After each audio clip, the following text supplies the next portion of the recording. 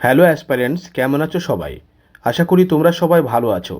তো আজকের এই ভিডিওতে 10টি জেনারেল নলেজ প্রশ্ন নিয়ে আলোচনা করব। অবশ্যই ভিডিওটি প্রথম থেকে শেষ পর্যন্ত দেখবে। ভালো লাগলে লাইক শেয়ার কমেন্ট করবে এবং পরবর্তী ভিডিওর জন্য অবশ্যই চ্যানেলটি সাবস্ক্রাইব করে পাশে থাকবে। ওকে, জেনারেল নলেজ থেকে আমরা কিন্তু প্রচুর ভিডিও আপলোড করে থাকি, প্রতিনিয়ত প্রতিদিন আপলোড করে থাকি। তো অবশ্যই জেনারেল নলেজের ভিডিও পেতে আজকের এই ভিডিওটি দেখার পরে চ্যানেলটি সাবস্ক্রাইব করে নেবে। তো চলো আজকের যে 10টি প্রশ্ন আমরা নিয়ে এসেছি সেই 10টি প্রশ্ন আলোচনা করা যাক। প্রথমে যে প্রশ্নটি আছে তোমরা দেখতে পাচ্ছ, 1 নম্বর, বিশ্ব জনসংখ্যা দিবস কবে পালন করা হয়? দেখো, এখানে অপশান দেওয়া আছে 4টে। অপশান এতে বলছে 8ই এপ্রিল, অপশান বি 9ই আগস্ট, অপশান সি 11ই জুলাই, অপশান ডি 11ই সেপ্টেম্বর। তাহলে এই প্রশ্নের সঠিক উত্তর অবশ্যই উত্তরটি হবে অপশান নাম্বার সি, 11ই জুলাই। পরবর্তী প্রশ্ন তোমরা দেখতে পাচ্ছ, 2 নম্বর, হলদিঘাটের যুদ্ধ কত সালে হয়? এখানে অপশান এতে বলছে 1556 সালে, অপশান বি 1565 সালে, অপশান সি 1576 সাল, অপশান ডি 1586 সালে।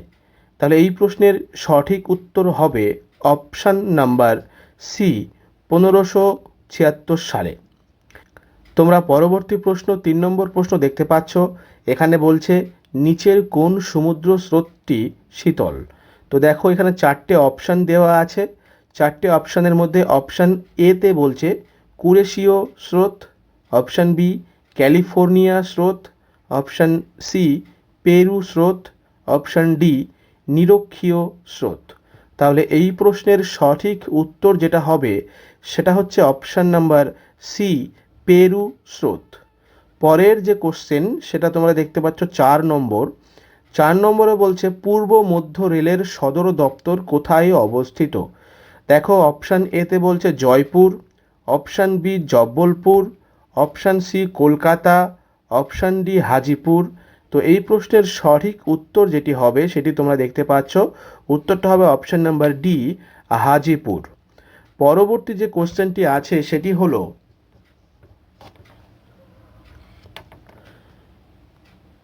5 নম্বর প্রশ্ন, কোনটি ভারতের দীর্ঘতম সেচ খাল?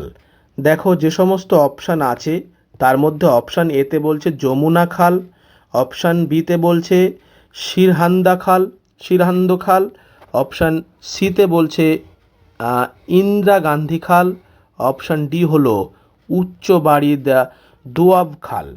ঠিক আছে, তাহলে এই প্রশ্নের সঠিক উত্তর হবে option number C, Indira Gandhi খাল। 6 নম্বর প্রশ্নটি দেখো, তোমরা দেখতে পাচ্ছ সেনাবাহিনীকে কখনো সেতুতে মার্চ করতে দেওয়া হয় না, কারণ কি? আর একবার দেখো, বলছে 6 নম্বরটা যে সেনাবাহিনীকে কখনো সেতুতে মার্চ করতে দেওয়া হয় না। এর কারণ অপশান এ অনুনাদ, অপশান বি পর্যায়বৃত্তি বল, অপশান সি তীক্ষ্ণতা, অপশান ডি ওপরের কোনোটিই নয়।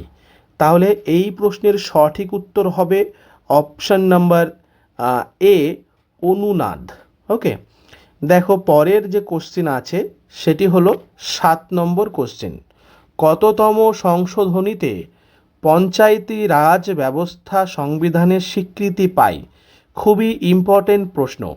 তাহলে এতে বলছে 72তম সংবিধান সংশোধনীতে, 73তম, সিতে বলছে 74তম এবং ডি হলো 75তম। তো অবশ্যই এই প্রশ্নের সঠিক উত্তর অপশান নাম্বার বি, 73তম। পরের যে কোশ্চিন সেটা হচ্ছে 8 নম্বর কোশ্চিন। তোমরা দেখতে পাচ্ছ পঞ্চবার্ষিকী পরিকল্পনা চূড়ান্ত সম্মতি কে দেন? পঞ্চবার্ষিকী পরিকল্পনার চূড়ান্ত সম্মতি কে দেন? তাহলে এই প্রশ্নের সঠিক উত্তরের মধ্যে অপশানগুলি তোমরা দেখতে পাচ্ছ। অপশান এ হচ্ছে পরিকল্পনা কমিশন, অপশান বি রাষ্ট্রপতি, অপশান সি জাতীয় উন্নয়ন পরিষদ, অপশান ডি লোকসভা ও বিধানসভা। তাই এই প্রশ্নের সঠিক উত্তরটি হবে অপশান নাম্বার সি, জাতীয় উন্নয়ন পরিষদ। পরবর্তী যে কোশ্চেন তোমরা দেখতে পাচ্ছ, কোশ্চেনটি হচ্ছে 9 নম্বর, নীল নদের উৎস কী? নীল নদের উৎস কি?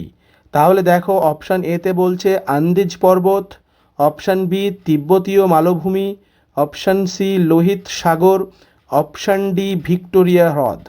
তাহলে এই প্রশ্নের সঠিক উত্তর হবে অপশান নাম্বার ডি ভিক্টোরিয়া হ্রদ। ওকে, তোমরা দেখতে পাচ্ছ তোমাদের পরের কোশ্চিন 10 নম্বর এবং এই ভিডিওর একদম শেষ প্রশ্ন আমরা চলে এসেছি, সেটা হচ্ছে 10 নম্বর প্রশ্নে। দেখো এখানে বলছে রসায়ন বিদ্যার জনক কে? Option A James Watt, option B Robert Boyle, option C Priestley, option D Aristotle. তাহলে এই প্রশ্নের সঠিক উত্তর হবে option number B Robert Boyle. তাহলে আজকের এই ভিডিওতে জেনারেল নলেজ থেকে, সাধারণ জ্ঞান থেকে 10টি প্রশ্ন আলোচনা করা হলো। আরও প্রশ্ন আলোচনা করার জন্য, অবশ্যই আরও প্রশ্ন আলোচনা দেখার জন্য এই চ্যানেলটি অবশ্যই সাবস্ক্রাইব করে রাখবে, পাশে থাকা বেল আইকন ক্লিক করে দিয়ে নোটিফিকেশন বেল অন করে দেবে। এবং বলে রাখি, সামনে পঞ্চায়েত পরীক্ষা হতে চলেছে, সেখানের যে প্রিপারেশন সেটির মধ্যে থেকে জেনারেল নলেজ বা জিকে সাধারণ জ্ঞান থেকে যে সমস্ত প্রশ্ন আসবে, সেই সমস্ত প্রশ্ন অলরেডি আমরা অ্যানালিটিক করে একটা প্রচুর বড় পিডিএফ আমরা তৈরি করেছি। সেই পিডিএফটি কিন্তু পুরো সম্পূর্ণ প্রায় 100 থেকে 150 পেজের একটা পিডিএফ আমরা অলরেডি আমাদের কাজ চলছে, বানানো শুরু হয়ে গেছে। সেখানে শুধুমাত্র জিকে নিয়ে আলোচনা করা হবে। তো আশা করব তোমরা সেই পিডিএফটি আমার এই চ্যানেলের মাধ্যমে আস্তে আস্তে, মানে পুরো পিডিএফটি একদিনে কিন্তু আমরা ভিডিও করে দিতে পারবো না, কারণ সেখানে প্রচুর প্রশ্ন থাকবে জিকে থেকে। সেই পিডিএফটি কিন্তু আমি এই ভিডিওর মাধ্যমে, মানে এই চ্যানেলের মাধ্যমে আস্তে আস্তে ভিডিও করে পুরো পিডিএফটি আমরা পড়িয়ে দেবো। তো অবশ্যই ভিডিওটির সঙ্গে থাকবে, চ্যানেলের সঙ্গে থাকবে, পাশে থাকবে। আর জিকের নতুন নতুন ভিডিও পেতে অবশ্যই চ্যানেলটি সাবস্ক্রাইব করে সঙ্গে থাকবে। সামনে পঞ্চায়েত পরীক্ষা, সবাই ভালোভাবে প্রিপারেশন নিচ্ছ, এটাই আমার চাওয়া, এটাই আমার পাওয়া। অবশ্যই সবাই ভালো থাকবে, ভালো রাখবে। ধন্যবাদ।